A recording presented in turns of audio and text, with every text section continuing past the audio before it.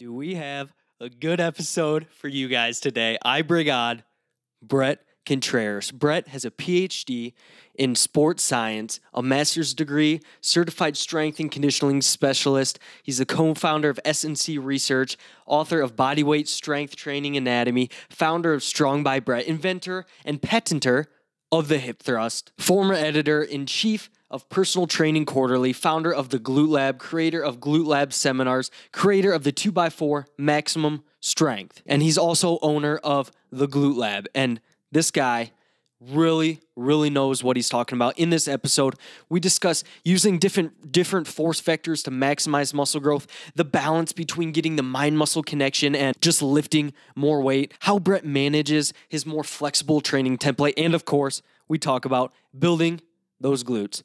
So, without further ado, Bret Contreras. All right, Bret, so the first kind of thing that I want to discuss here is you've commonly recommended like working in different force vectors to develop certain muscle groups. Like for the glutes, you might work in the horizontal, lateral, and vertical force vectors. So I'd be interested in hearing you kind of expand on what it means to work in different force vectors and why that might be beneficial for building muscle. Okay, good question. So I originally thought up the idea of force vector training in like 2008-ish, while I was writing my glute ebook. And it was the reason why I came up with this was for sports performance. I thought, in sports, you want to maximize your strength and power in every direction. You want to sprint forward, you want to jump as high as you can. You want to be able to decelerate or backpedal, cut laterally, or rotate. So therefore, you need to be performing strength and explosive exercises in the axial, anteroposterior, mediolateral, and torsional vectors. And the reason I thought of that is because people back then were saying, "Hey, Bret, I'm doing your hip thrust and I'm getting faster." And I'd say, "Why do you attribute it to the hip thrust? How do you know it's not all the other exercises we do?" They say, "Well, I feel like I'm feeling my glutes working more on the ground like they do in a hip thrust." And so that got me thinking. I used to stay up at night trying to think of what's the difference between a squat and a hip thrust. And I didn't know biomechanics back then, so I had to just think a lot in my head. And what I was looking for was they have different hip extension torque angle curves. In a squat, it's the hardest at the bottom and easy at the top. In a hip thrust, it's more consistent all the way through, but the hardest part feels like it's at the top. So that made me ration that you would need like both exercises if you wanted to maximize your power in the vertical and linear horizontal direction. Now, what the research says on that is interesting too, but I won't delve into that because this is more of a physique podcast. But the reason why I thought of force vector training was for performance. But think about bodybuilders. I read bodybuilding magazines from the time I was 15 years old till probably like 28-ish. For probably 13 years, I read bodybuilding magazines, and all the bodybuilders were always saying, "You got to hit the muscle from different angles. You got to hit, Arnold's Encyclopedia. Make sure you hit the muscles from different angles." And the reason why you want to do that is they target different subdivisions. So for some muscles, it's obvious. For example, think of the delts. You've got your anterior, your medial, and your posterior head.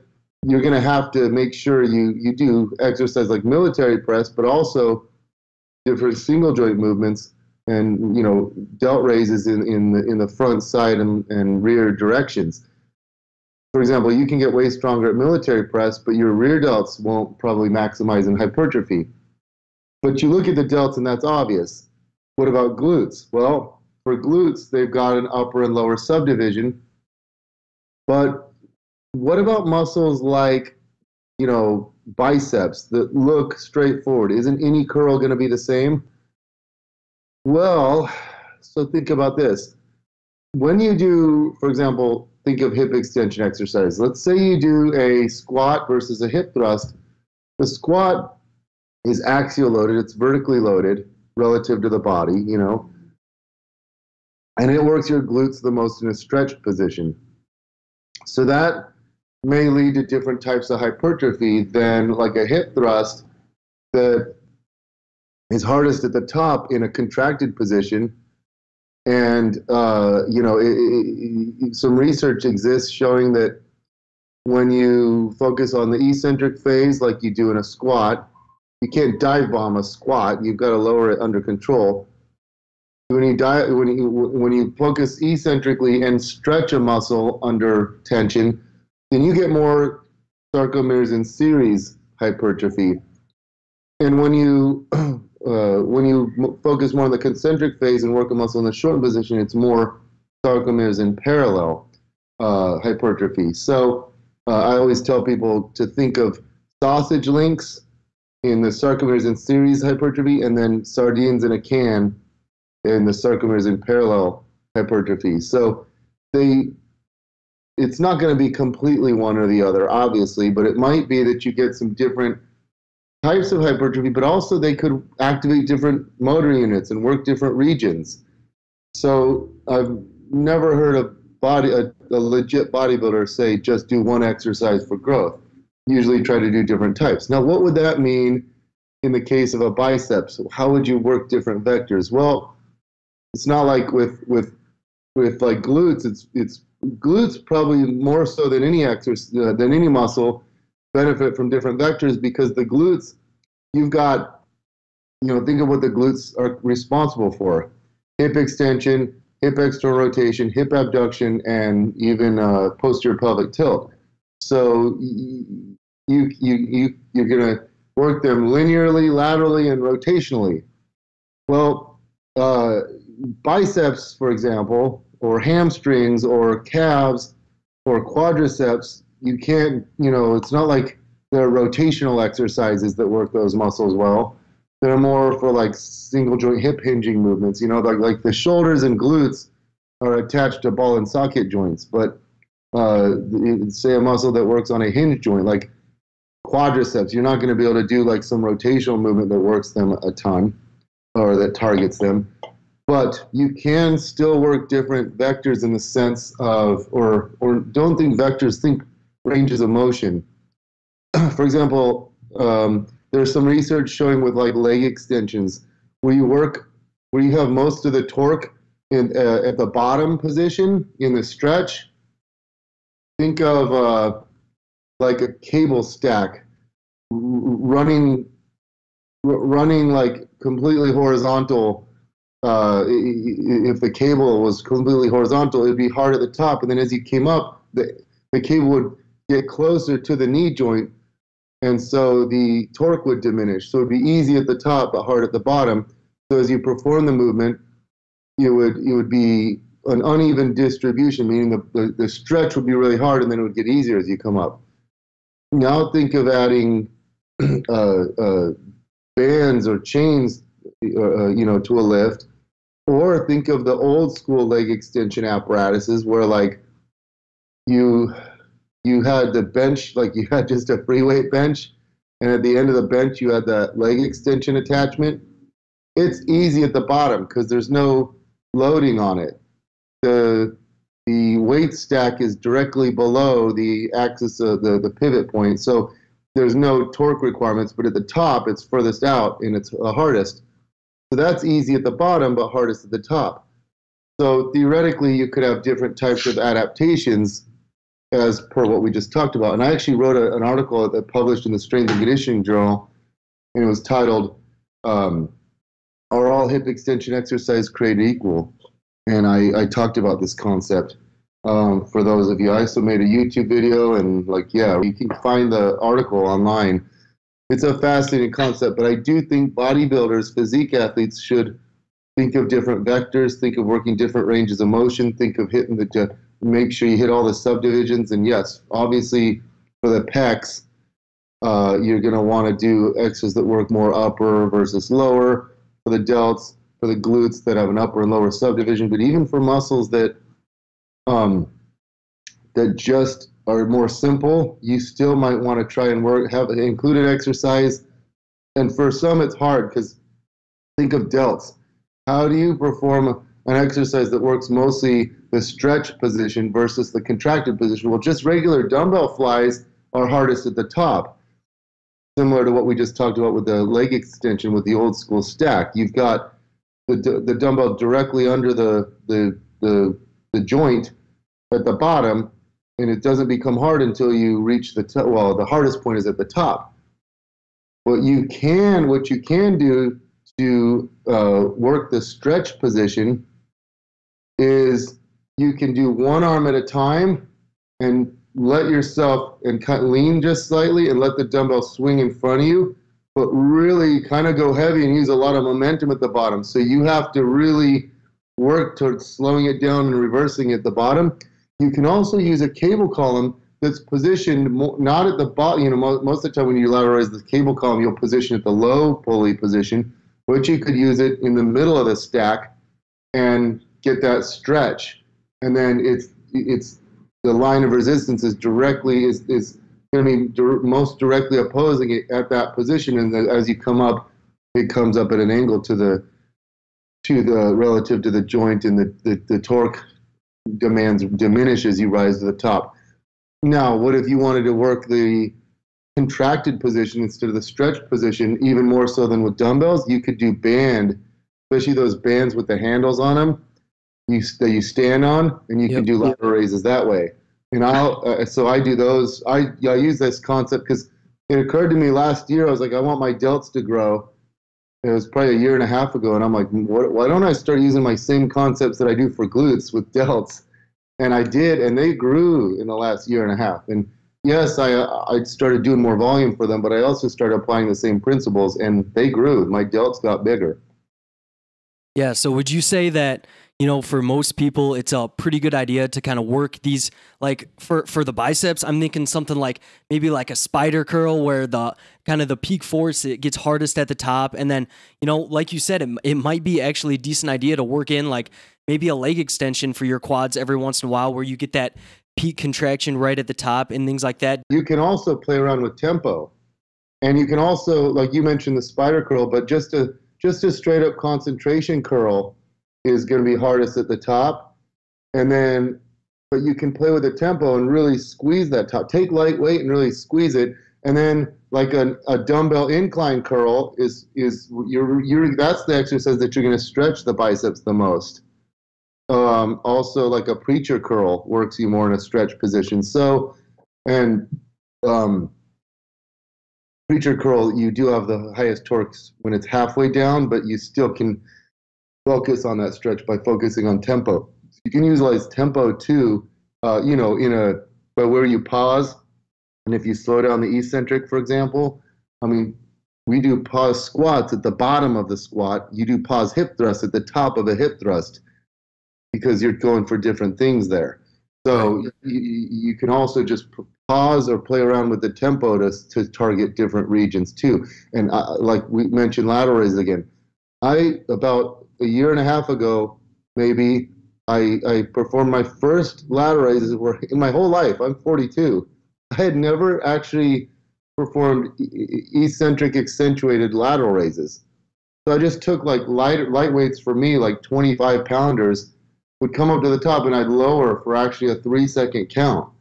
And I was like, holy crap, I've gone my whole life doing lateral raises, never actually working the eccentric phase that much. I've always just let gravity do it and I fling the weight back up. But I've been doing more tempo stuff in my programs during the last couple of years where I don't prescribe tempo for every exercise. I think it throws you off. I think it throws you off if you're going like a 2-second concentric, 4-second eccentric, which, by the way, that's what the standard, you see that in textbooks and a lot of trainers, and that's a 6-second rep. That is so slow.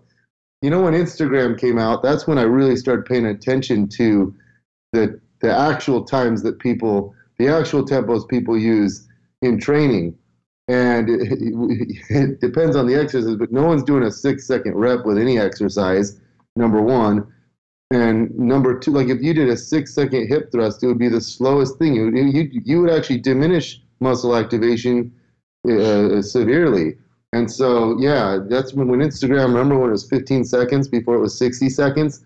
You have to squeeze in a lot. So I'd go, I'd pay attention to what I can squeeze in there with 15 seconds. And, some exercise, when we did our constant tension hip thrust, you could get 15 reps in there, meaning it was 1 second per rep, meaning like half a second on the way up, half a second on the way down. And, bodybuilders would tell you that's too fast. But my clients' glutes grew well, but we also did pauses. We did all types of hip thrusts. But I do think it's valuable to play around with tempo and whether you're going for, and these might also be useful for targeting the different mechanisms of hypertrophy too. So currently we think that mechanical tension, metabolic stress, and muscle damage are the three mechanisms that are mainly responsible for growing a muscle. Well, you can create more muscle damage by slowing down the eccentric phase, so using a slower lowering tempo, and you can create more metabolic stress by speeding up the reps a little bit and getting a bigger burn and pump. And so there's a lot of this. This is stuff that fascinates me: the exercise technique, exercise selection, tempo, the different advanced training methods and things like this. That's what fascinates me, is the biomechanics of resistance training. And that's why I get along really well with Brad Schoenfeld. He's one of my best buddies, because he studies the physiology of hypertrophy and physiology of muscle growth. And then he likes studying program design a little bit more, the volume, the frequency, load, effort, all these things. And our skill sets perfectly combine or complement each other. Yeah, you two are a perfect match in that way. But let's keep rolling with this biomechanics thing and kind of discuss, in general, it's a pretty decent idea to pick exercises based on your personal biomechanics and what exercises feel good for you and that you can perform well, progress with, and things like that. But for me, it took me a lot of practice to actually get decent enough at a squat and at a barbell row to actually, get a decent connection with it and to perform them well. So how would you kind of balance, okay, you still want to pick exercises that work for you and that are good for you, but sometimes you just need to practice an exercise for a while before you get good at it. That's it just reminds me of this, you have to learn the rules before you can break the rules. You get these, I think back to when I was 15 years old learning to lift weights. We didn't have the internet back then, so I couldn't go online and watch proper form. I read about these exercises. I saw pictures of them, and I didn't. And also, we didn't have video cameras. We didn't have cameras on our phone, so I never saw me lifting until I was like 24 or something, when I actually brought a camera to the gym. You'd have to bring an actual camera, not your phone. And so I didn't even know what my form exactly looked like. And so I remember when YouTube came out, I was shocked a few times when I filmed a video and I was like, oh my God, that's my form. When I first started lifting, I'm tall, and I was tall and lanky. Nothing felt right to me except single joint exercises. I loved curls and tricep extensions and delt raises and pec deck and leg extensions and leg curls, and I felt the calf raises. I felt the muscles working. But when I do a squat, I'd fold like an accordion. Deadlift, I'd round over, and I couldn't do a chin up or a dip, so I just didn't try. I didn't know that you could do band assisted or eccentrics. Had I known then what I knew now, I could have seen such faster results. But I just avoided stuff. I didn't have, I couldn't afford a coach or a trainer. I've never had a trainer my whole life. I've just been self-taught. So anyway, you're absolutely right. You can't get some newbie that's like, I don't feel squats, so I'm not going to. You have to learn them, do them, get good at them, and then you figure out what's best for your body. And usually there's a variation. Like every one of my clients does some type of squat, some type of hip thrust, some type of hip hinging pattern, like some deadlifting pattern. You're going to find a couple of upper body presses that work well for them. Almost everyone can do rows just fine, but you have to modify the different pulling movements, pressing movements, for the upper and lower body to suit people's unique anatomy. And so That's what you said is so important. You can't dismiss an exercise until you've taken the time to get good at it. And some of these exercises take years to get good at, you know. Deadlifts, for example, you can have some people just walk up and get it click right away. And other people like me, I feel like it took me years. And then even now I'm not deadlifting as much lately. Sometimes I've pulled 620 pounds. Sometimes I go up and it feels like I've never done a deadlift before. It's like, it's insane. It just, sometimes you, you have to have frequent practice. Strength training is a skill, and you need the coordination and the skill set to really lift heavy. So, but I think that's one of the main things that was the importance was underemphasized for a lot of years. You had everyone going, you have to squat, you have to barbell squat, you have to barbell deadlift. And the barbell squat and deadlift are the two most dangerous exercises.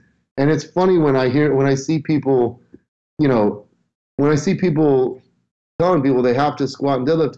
Well, I agree you should squat, but it could be a goblet squat, it could be a front squat, it could be a squat where you're holding onto a dumbbell, standing on a bench, especially for women who just want muscle growth. And you know, the women tend to like goblet squats and between bench dumbbell squats even more.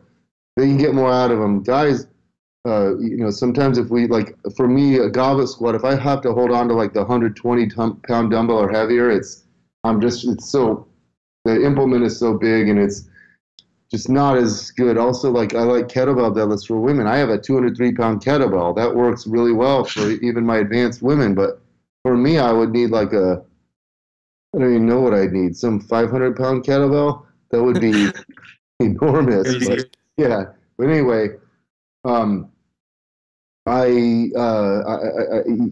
different implements and different, you know, you can find an exercise. If you have knee issues, you can usually box squat where you do it like a low bar sit back type squat where your shins remain vertical and you sit way back, sit onto the box and stand back up. You know, if you have you can work around different issues. You can tweak your stance and your setup and your posture and your performance.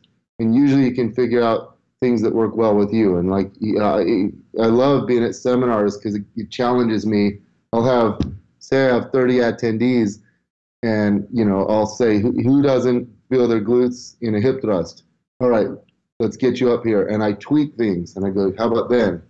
And a lot of times they're like, no, this is worse. No, and then all of a sudden I keep trying, and I figure it out because I've got this big old bag of tricks, you know. And so I think that's one aspect of resistance training that we don't stress enough to people, is find the exercise that work best for you, because then you can progress on them, be injury free. So some of my clients, I don't push the squat and the deadlift on them too hard. I push the leg press and the hip thrust on them. You know, I don't push the barbell military press or barbell bench press, but I have them do dumbbell bench press and, you know, maybe like maybe it's like neutral grip seated dumbbell press or something that works better for them. I know with me, I'm pretty strong at military press. Like I've hit, I don't know if I ever hit 245. I've hit 235. I've hit 225 for a double, but I don't do military press a lot because the way my body works, I can't stay neutral in my spine. I will, when the weight gets heavy or the reps go to failure, I will always lean back a little bit, and then I feel it in my low back. It's not enough to get injured, but it just doesn't feel comfortable. And every time I start doing a lot of military presses, I feel like it interferes with other training because I feel it in my back. I extend my lumbar spine a little bit, even if I'm trying not to. I have to lean, and it's just the way my body works. I have some clients that can stay very, very neutral, and they don't feel the military press in their backs at all. But I love the like performing vertical presses, but just not military presses as much. So I love this like Viking press attachment that I have that I put on the end of my barbell, and it's like a barbell neutral grip press. and I love that. I can position it. I made a video on this on YouTube, but that exercise feels so comfortable for me. And really, like, your muscles aren't gonna. It's weird. You got these like like circles, these various circles in the industry that think that there's something magical about the barbell. Like, if you did bench press, you're going to see way better results than if you just did dumbbell bench press. And I would make the case that dumbbell bench press would be better for your pecs than barbell. You get a slightly better stretch. You know, barbell deadlifts, you've got to lean out in front and work around your knees. If you have either a trap bar or a kettlebell, you don't have to worry about your knees hitting the barbell. It's probably the number one lift we do at Glute Lab for the lower body, aside from hip thrust, is the straddle lift, which is you have a loading pin with a bunch of weight, a big weight stack, and you have a seated row handle, and you stand on two benches, and you perform. I tell people, it's like a mix between a squat and a deadlift. And it's we haven't had a single injury. And in my gym, Glute Lab's been open for 8 months. Yep, we haven't had a single injury, which is crazy. And we have like 200 members coming in there week in, week out. Not a single injury. That's amazing. Yeah, and they're going heavy week in, week out on things. And we use progressive overload. That straddle lift is a staple. It's like a mix between a squat and a deadlift. You have the weight inside of your legs, like a sumo deadlift, but you're not out that wide. And it's a great exercise. So I wish I can impress upon the listeners that you have to adapt things for your body. Some people are built to squat or deadlift, and you don't get injured much, but other people get injured all the time with those lifts. And then so those people should just avoid them and find, usually you can do Romanian deadlifts or whatever, single leg RDLs, or don't do squats so much. Do single leg squat patterns like lunges or Bulgarian split squats or step ups or something single leg. And then, you got to just work with your body. But there's other people like me who I could squat and deadlift just fine. But now I'm 42 years old, and it's hard. This is a whole separate topic, but it's hard to, you should do progressive overload, but I've been lifting for 27 years. Do I really should I be going for a 635-pound deadlift? That I always wanted to do that because that's 6 plates and a 25 on each side. I never squatted 500 pounds deep, like a full squat. I always wanted to do that. I know I could, but I'd have to really, really focus on it, and my knees get beat up in the process. They take a beating, and I never had knee issues until my 40s. My back, if I worked up to, every time I start getting around a 605 deadlift, 600, 605-ish, I start, like, I'll maybe one week it flies up and I feel great, and then like the next week I try it and it hurts. I realize I can't go for PRs every week anymore. It's got to be every other week or even less. But it's really hard to be. I remember when I first moved to San Diego, I think it was my first week here. So this was like right around a year ago. I hadn't been deadlifting for like 2 months. I'd been doing stiff legs really hard. And I worked up to like where I could do 405 for 10 stiff legs. And I was doing Nordics really hard. And I was doing squats and hip thrusts and back extensions. But anyway, I hadn't done an actual deadlift, and I hadn't done anything sumo at all for a while. And I went to this gym. This was before my Glute Lab was built. And I start warming up. I'm like, wow, things are feeling great. Anyway, I pulled 603. They had kilogram plates. I pulled 603, having not even pulled in a couple months. I'm like, holy crap. If I'm hitting 603, not even deadlifting, I'm going to do specificity and deadlift heavy for about 2 months, and I'll probably pull 650. Guarantee I can put 50 pounds on. Well, the next week I pulled heavy again. It kind of didn't, it was like, eh. And then the next week I pulled heavy again, and I was like, I got worse. So my recovery that was in my 20s. it's different, you know? So I can't pull, you know, and I remember blogging back in the day saying, you want to get good at deadlifts, deadlift heavy twice a week. And I credit that for why I was always pretty strong in the deadlift relatively compared to my other lifts. And now I can't do that. I can hip hinge twice a week.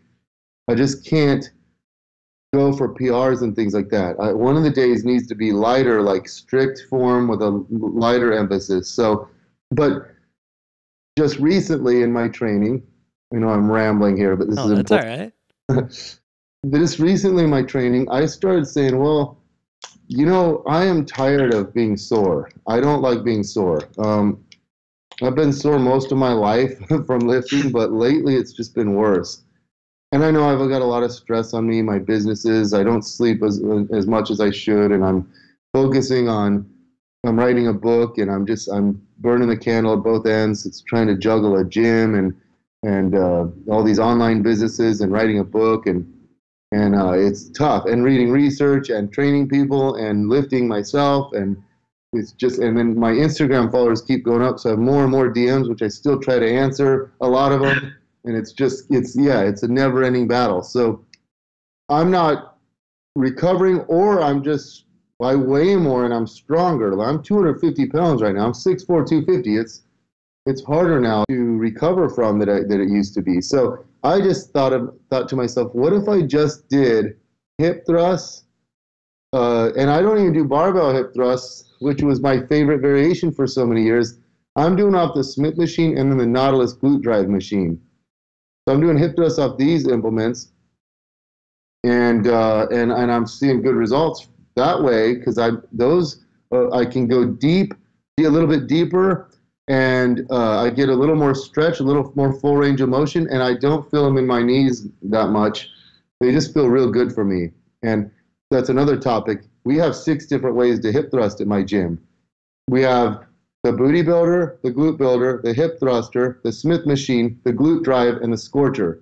You can do, they're all different. And if you polled all of my 200 members and said, rank these from your favorite to least favorite, you'd get every different combination thereof. You'd get like 20% of people saying they like the hip thruster the most, 20% saying they like the Smith machine the most. You'd get 20% saying they like the booty builder the most. You'd get 20% saying they hate the Smith machine. They feel it. They don't feel it at all.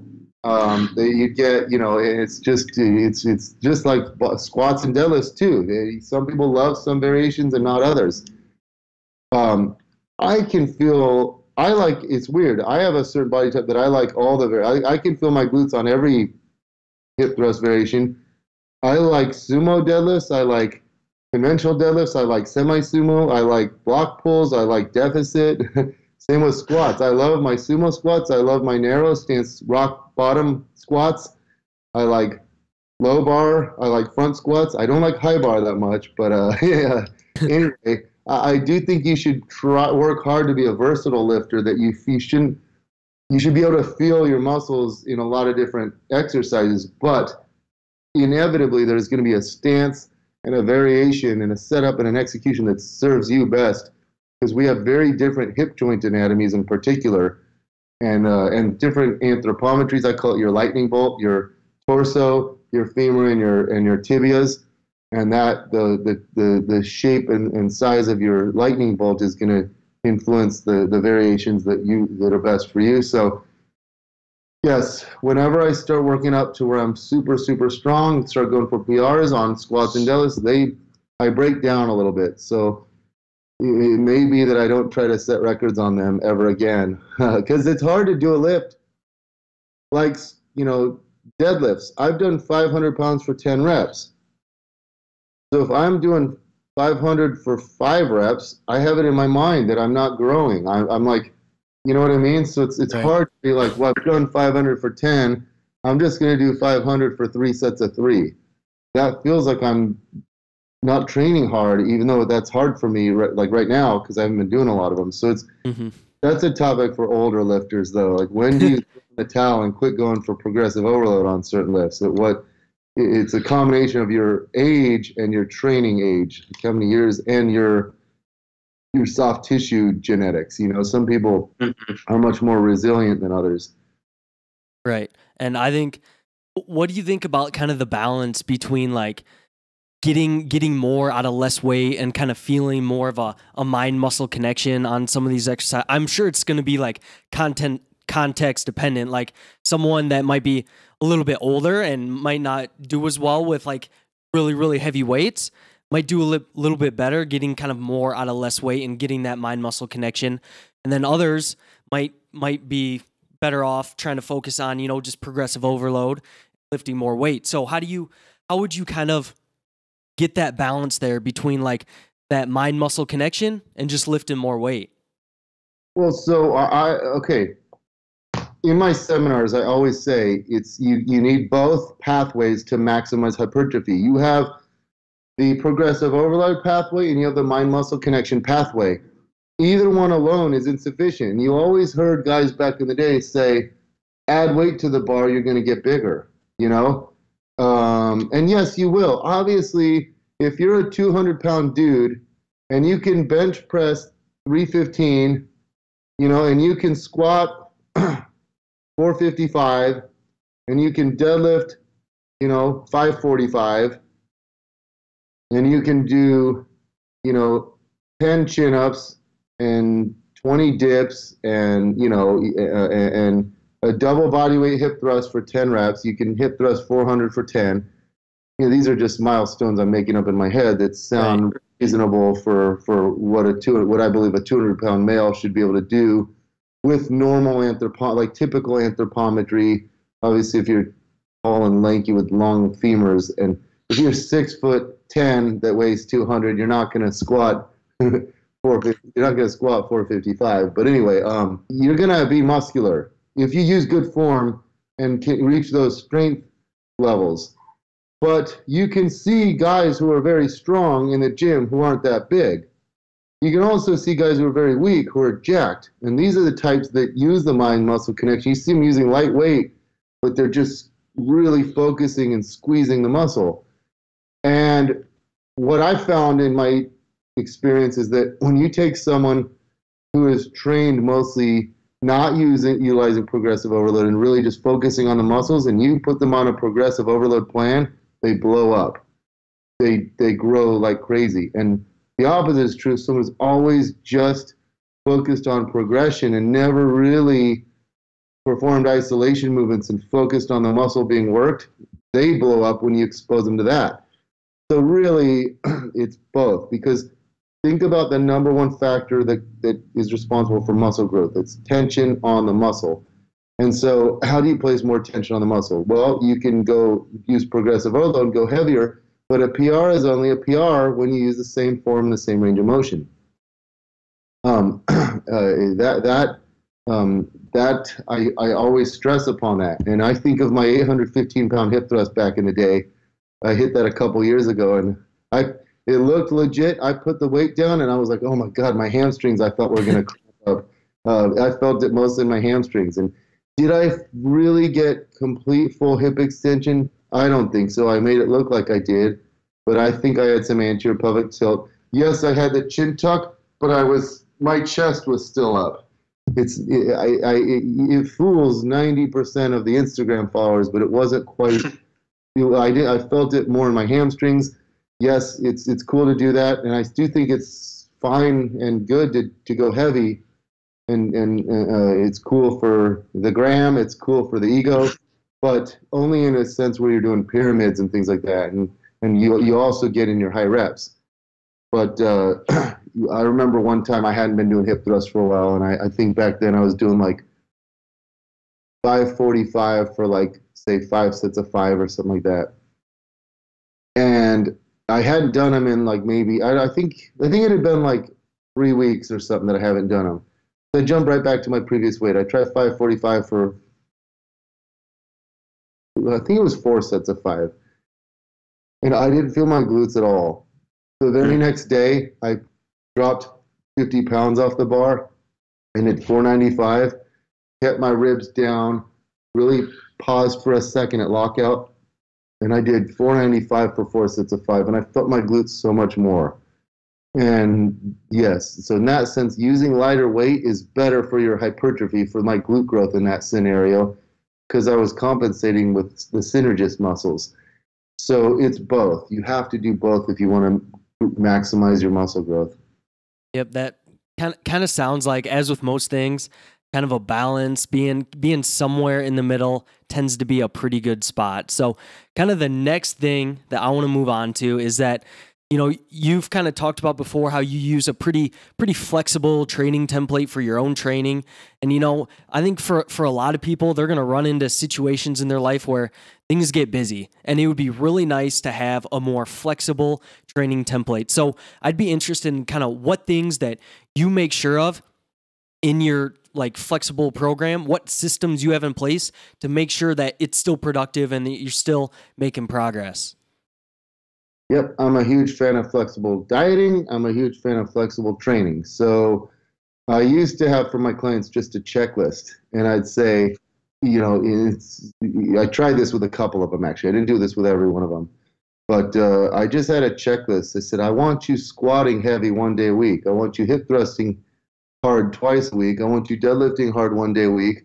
I want you doing one single leg exercise hard, and you can arrange this however you want. Now, if even you can I'll write you a general framework, but I don't want you to stick to this to a T. If you show up at the gym and, maybe you didn't sleep enough, maybe you didn't eat well that day, maybe you are stressed out, but you can also do everything right and show up to the gym and not have a lot of energy, and vice versa. You can do everything wrong and show up to the gym and feel amazing. So the body is really weird. But yeah, let's say you're warming up and you perform your first work set and you can tell things are off. You can just scrap it and do it that again the next day, or modify your program. I know that it's really I every week I write out these program plans for myself, and if I had to guess, I do better when I don't follow a strict plan, when I actually don't follow a plan at all, because I've got this mental framework in my head. So this brings up, okay, is periodization good? Yes, obviously it is. If you don't have a plan, you're not going to progress well. But is periodization with no flexible component good? No, it's not, because you'll never know your recovery and your physiology, your mindset, your readiness on any given day. You have to allow for some wiggle room, but that is a skill. It takes a lot of years to really understand your body. And we're also obsessed. So you can't just listen to your body, because we're obsessed with weight training. It's an addiction. We're addicts. We're just addicted to a good thing, weights. You see people all the time. I mean, I trained my glute squad 2 nights ago, and I had one of the girls there was sick. And I'm like, go home. No, I have to lift. And I'm like, okay, because I was the same way back in the day. You can lift here if you go light. Go high reps, squeeze the muscles, but don't do anything that hard. Don't go heavy, and don't do anything to failure. She's like, okay. But she probably woke up the next day feeling worse. You'll train while you're sick. Now, when I start feeling sick, I don't lift. And then instead of lifting, I go get a good night's sleep. And the next day, I feel good, and I live to train another day. I always say that. Live to train another week. If you're feeling sick, don't lift, go home, sleep. Eat a nice meal, hydrate yourself, and sleep as much as you can. It's so hard when we're obsessed. We want to stick to this rigid template. We want to stick to this plan, especially if you do like a body part split, because it's like, I can't miss back day. I can't miss, glute day, whatever. That's what makes it hard. That's what I like about full body training. It's like if you do frequent full body training, say you do full body training 4 days a week or 3 days a week, one of the days you always have is kind of a light day. I call it a bro day, where you do a lot of lighter pump stuff. Then, okay, you miss a day, you're like, I'll just do it tomorrow instead. It's not a big deal, because you're going to have a few days off anyway. Let's just have an extra day there, and then jump right back onto it. But yeah, when you do a split, you don't want to take a day off, and you're like, well, it's hard to say, well, I'll just combine back day with delt day, because you won't be able to do either one of them justice like you would if you could alone. But you have to have a flexible component. I like to say that you either have a flexible component or life forces you into it, because you'll get sick, you'll get injured, Hell, we go on vacations. So, and that's a good way of, if you go on like 5 vacations a year, that's a good way to plan around, like to naturally periodize. You can do some planned overreaching and then take those 5 days off, or and let your body recover from it, things like that. So you always have to have a flexible component, though. It's just show me a lifter that sticks to a rigid plan, and I'll show you a fool who could have seen better results if they listen to their bodies, whatever you want to call it, auto regulation, cybernetic periodization, listening to biofeedback. I just call it having common sense, which is very hard to do when you're an addict. I had a powerlifting friend who he was always he had to do his low bar, his low bar squats, and the low bar squats were hurting his arms so bad. You get this, we call it the arm pain of death, that's associated with low bar squatting. It interferes with your bench press, and that's when you're squatting several times a week. You do low bar squatting 3 times a week, and you're a male, you tend to get this arm pain of death, and it interferes with your bench press. You start warming up with a squat, it feels terrible. And I'm like, why don't you just do high bar for a while, or do safety bar squats, or do front squats? Just do your low bar 1 day a week, and the other 2 days he could not do it because he was so into the specificity / DUP model that reaps great results, but then people always end up getting injured on it. It's not a sustainable approach for the long term. And so I just remember going, he doesn't have common sense here, but it's because he's so into it. He's seeing such good progress. It's so hard to pull. You don't think rationally. I had another powerlifting friend, his knees were killing him. I'm like, why don't you start doing box squats where you sit back, keep vertical shins? Yes, I know it's not specific, but you'll actually squat more because you'll stay injury free. And he ignored me and had to get a knee replacement surgery. And then down the road he started doing box squats and he loved them. And I'm like, these guys never listen to me because I'm not a freakishly strong power lifter, but I do know what I'm talking about. But anyway, I'm the same way. It took me so long to learn to listen to my body. I always joke took me 20 years to learn how to listen to my body. So if I can teach someone to do it in 5 years, then they're 15 years ahead of me in that regard. So let's share one last story on this. I remember I was at the gym and I saw a guy bench pressing, and all of a sudden I hear him in agony, and I look over and he like racks the bar and he's like, and he's feeling his pec and he's like, so he strained his pec, and I'm like, dude, are you okay? And he's like, yeah, that hurts. And I'm like, yeah, he strained your pec. He's like, yeah, I know. And then anyway, I go on and move on with my workout, and I look over and he's doing pec deck, and he's wincing in pain. And I'm like, dude, you should go home. And he's like, yeah, I know, I'm just doing pec deck though. And I'm like, you got to strain, y'all. You're already going to be screwed tomorrow, and you're just making it way worse. Like, he doesn't understand, and this is common though. I think I can remember when I was. Yeah, this brings back memories. I was 19 years old. Yeah. And I was doing Smith machine squats. And I was going as deep as I could go. And I remember going rock bottom. I actually heard like a crunching sound in my back. And I fell. And I like racked the weights and fell forward. And for that split second, you don't like, well, what is this sound? Did I just break something and I'm paralyzed? You wonder for that second, you're like, am I paralyzed? And I fell to the ground and I got back up and I'm like, oh my God. Oh, I'm just so glad I'm alive. I'm so glad I'm not paralyzed. I don't know what happened there. Oh, it doesn't feel good, but the blood's pumping, the adrenaline's going. I went and did leg press. Why didn't I go home? I went and did leg press because I was like, well, the leg press is no axial loading, it's easy on your back, but the leg press still encourages, when you go deep, it encourages a posterior pelvic tilt. You can still, I know a lot of people have hurt themselves with their low backs on leg press from going too deep for their bodies. So the next day I felt it bad. I think it took me like 2 weeks to feel really good again. And I remember thinking, man, I should have gone home after that. If you feel something during the workout, you go home, or don't train that part at all, because if you feel it during the workout, it's going to feel a lot worse when you cool down, and when your body settles, you're going to feel it a lot. So we do stupid things. We all do. Yeah, for sure. And that I can relate to that so much because it is so difficult when you're in the moment, you're in the heat of it, to actually be like objective about it and be like, okay, don't be an idiot here. It's really difficult. And this kind of reminds me of like taking a deload and then that first week back, just always going way too hard and kind of screwing yourself for the following weeks. And really similar to that. But I'm going to interject here. You can't be objective. We're too into it. We're too passionate. We can't be subjective. We're too passionate. We're too emotional about our training, and we all do stupid stuff. You have to do stupid. Until you hurt yourself, you think you're invincible. These other guys can't round their backs doing deadlift, but I can. I can round and get away with it. I'm fine. And then and you have to hurt yourself like twice till you really.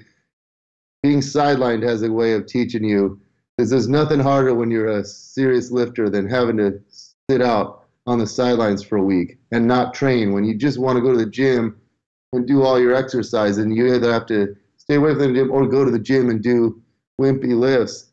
But on a side note, that's how I learned that you always end up making lemonade out of lemons, because that's where you learn. You do these different exercise variations, and you're like, wow, I really feel this. I really like this lift. But that also just has to teach you that those lessons have a way of teaching you to respect good form and how to teach you how to listen to your body, because you want to keep the goal the goal. The goal is to keep lifting so you can see results. So yes, you're totally right. For sure. And yeah, it's so hard. But Bret, since you are the glute guy, I thought we'd finish this discussion with a couple of your broad, big picture, biggest things that people can do for the glutes. Because I think that, for females and males, the glutes, if you're going to be honest about it, the way your butt looks makes a big difference aesthetically. So what do you got for a couple of your kind of big picture tips for building the glutes?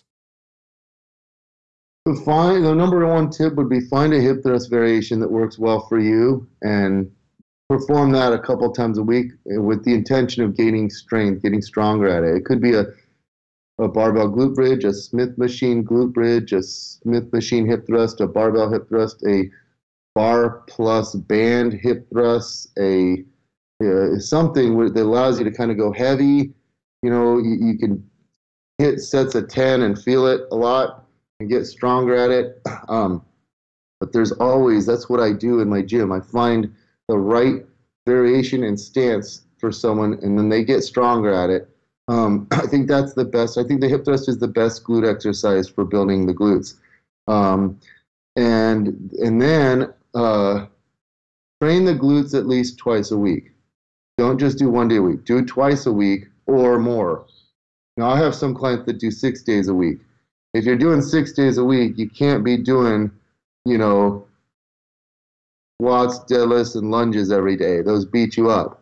If you're doing 6 days a week, you gotta do a lot. Then your training has to involve a lot more things that work you in a shortened position, things that you just know don't beat you up as much. A lot of the bridges, knee banded bridges, frog pumps, abduction exercises, band work, because those you can do more frequently, and you can get a lot of, I call it penalty-free volume. You don't wake up going, oh my God, I feel like I get hit by a truck, like you do with deadlifts and parking lot lunges, where you're taking this barbell on your back and just walking up and down the parking lot. I mentioned the frequency, I mentioned the exercise, and the last thing I'll do, which is in concordance with what we've been saying during this podcast, is find a program template that's sustainable for you. I can't do what my girls do. They're crazy. My glute squad is doing, they'll do 20 sets twice a week during their glute squad days, and then they're doing a separate glute workout on their own. If I did that, I'd die. I would actually die. I can't recover from it. I can't do what they do. I did this glute workout. I might post this on something about this on Instagram, because I made I made an infographic on glute training advice for women, and then I made one on glute training advice for men. And I'm pretty sure I mentioned that we can't do as much volume, but I want to further elaborate on that. Like once you're a strong dude, I did this. I did legs earlier in the day, and then I did glutes at night, and I did 4 sets of Smith machine hip thrusts and 2 sets of seated hip abduction machine. So that's 6 sets. My girls would laugh at me and go, "That's it? You call that a workout?" I crushed myself. Like I did 6 plates per side for 12 reps on the Smith machine. Then I added a plate, so 7 plates per side for I think 6 reps. Then I added a plate, 8 reps per side for 2 reps. Then I took 3 plates off and did 5 plates per side for 20 reps. And that's just a lot of weight to be moving. I'm not only feeling my glutes were burning like crazy, but I also just like breathing so hard because I just moved a ton of weight, you know? And then I went to the seated hip abduction machine. I'm freakishly strong at that machine. I put it on the stack, and I did first I did a set leaning back, and then I did a set leaning forward, and I got 40 reps with the stack on both exercises, and I'm wiped out, 6 total sets. And I'll do that twice a week. Like if you look at my volume, a lot of people would laugh at it. He's not doing enough volume. He's not doing enough volume. Well, you try to take my genetics, and I hate when people just act like I had the worst genetics in the history of mankind, and I defied all odds and grew. But my family, no one's big. I have a twin brother. I've got to control. He lifts weights, just not like I do. And you can see I'm way more muscular than him. You take my genetics and get as strong as I have gotten, and you can't do as many sets. Or I could do as many sets, I just couldn't go anywhere close to failure. I'd have to really tweak my RPR or RIR, my reps in reserve, my rate of perceived exertion. I would have to do way less. And like stop this set 5 reps short, you know? So that's, I don't like training that way. Most people don't like training that way. Like leaving five reps in the tank. It doesn't feel like you're going hard enough. But that is, if you like that, go for it. But that's what I say. Play around with exercise selection. Play around with volume, frequency, load, effort, all these things, and figure out what's sustainable for you. Because most people spin their wheels in the gym. They aren't getting stronger. They aren't seeing a lot of results, and that's because they can't figure out a system that works for them. I always, in my seminars, I tell 2 different scenarios. I had 2 clients. One's named Sammy, one's named Aaron. And they both saw crazy results with their glutes. Sammy, her glutes, I think, doubled in size. You can see the before and after. And she came to me, both of them came to me with nice glutes, and then they just grew their glutes a ton. And their methods couldn't have differed more. It's not possible to differ more in methods. So Sammy was so strong, and she just kept getting stronger and stronger and stronger. But she'd train with me Monday and Thursday. On Thursday, she'd be so weak, she'd be beat up. I said, okay, I've got to do less volume. And then I kept cutting down. I realized she does best when she does 1 set of about 5 different exercises. So she's doing 5 sets twice a week. And it was still a lot of volume for her. She'd still be so beat up because she was I think she was the first woman to hip thrust 405 pounds. Like, I mean, I invented the exercise. So I was all over YouTube and the internet back then. She was the first person to hit now everyone's doing it, but a 405-pound hip thrust with good form. Now, so she would do like 5 sets twice a week, but she was so strong. But we'd pick a set for her to try to really attack. And then, she was doing back extensions with a 100-pound dumbbell. She was doing, I had a 106-pound kettlebell. She'd do 50 reps with deadlift, 50 kettlebell deadlifts with a 106-pounder. Well, and then my client Erin, she was the total opposite. She would do band work. And she would do 5 minutes to 1 hour workouts, 6 days a week. Now, so some days it'd be 5 minutes, some days an hour, but it was just a bunch of body weight and band exercises. So she took the volume approach, but wasn't going heavy, wasn't going to failure. And whereas Erin took the going to failure, going heavy approach. And she saw unbelievable results in the glutes. it was phenomenal. It was just really, really impressive to see the two different methods that both contributed to glute growth. But I had to figure out what worked best for Sammy, what works best for Erin. And with Erin, it was a combination of her.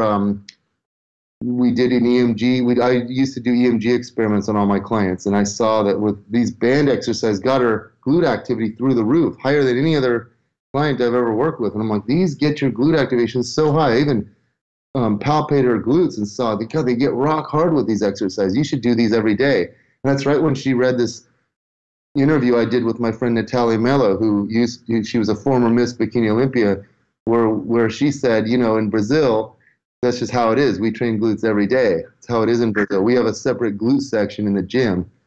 So that's what gave Erin the idea to train glutes every day. So they both found through my help, Erin kind of was rogue. She went rogue. I told her to do these every day, but she just quit going heavy on barbell exercises, which I didn't want her to do. She would still do the seated hip abduction machine, and she still did hip thrust off the leg curl machine. How they do that. But she didn't do barbell exercise, and her glutes grew like crazy. So I can have, you can see great results in a variety of methods, a variety of ways, but it's got to match your physiology.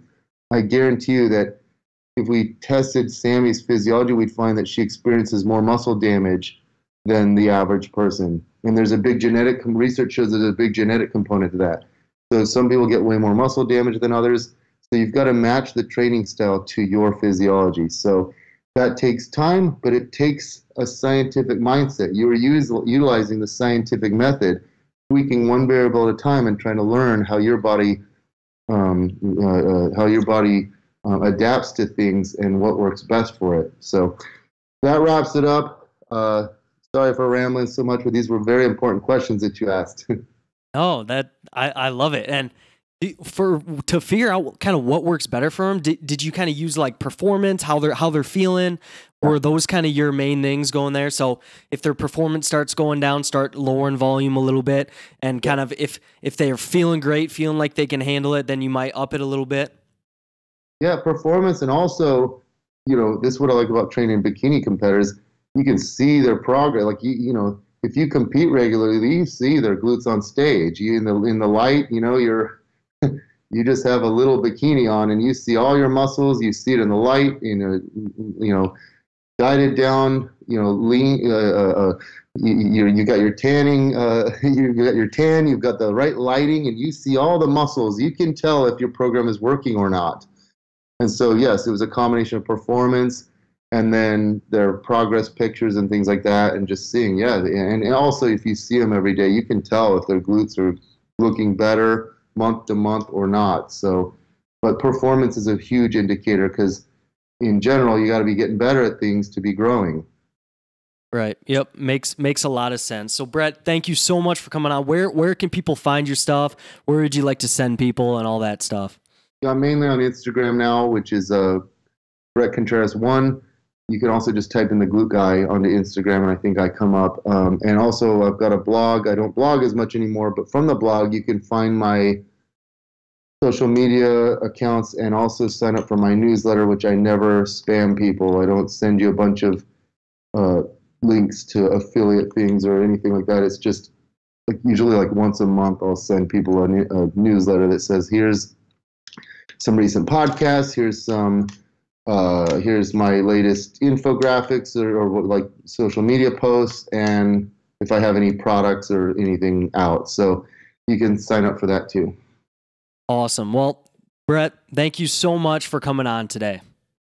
Thank you for having me. I appreciate it, Ryan. And that was another episode of the School of Muscle with Bret Contreras. Thank you so much for tuning in. Make sure to check Bret out. He's pumping out a lot of great information. If you want to see the show notes and see more of stuff I'm doing, check out RyanJSolomon.com or check me out on YouTube /Ryan Solomon. I really appreciate it, and I look forward to hearing your feedback on this episode.